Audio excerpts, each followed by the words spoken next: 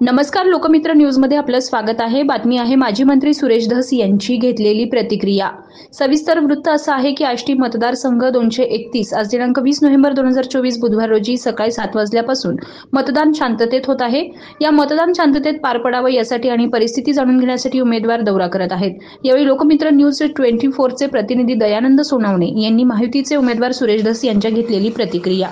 आपलं मत काय आहे की समजा जे मतदान चालू 231 आष्टी मतदारसंघामध्ये मी सकाळपासून फिरतोय। तुल्यबळ वगैरे काही लढत या ठिकाणी होणार नाही। एक तर्फा निवडणूक या परवा 23 तारखेला तुम्हाला दिसेल। एक उमेदवार 55% मध्ये जाईल आणि बाकी सगळे उमेदवार 45% मतामध्ये राहतील, अशी एकंदरीत परिस्थिती या ठिकाणी दिसते।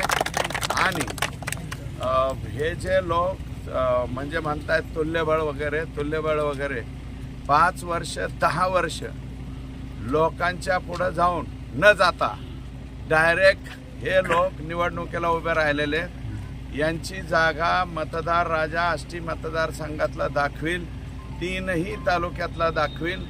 आणि मी स्वतः जर काम केलेलं आहे तर मला या ठिकाणी लोक प्रचंड मताधिक्याने आता निवडून देणार आहेत, हे चित्र या ठिकाणी स्पष्ट झालेलं आहे।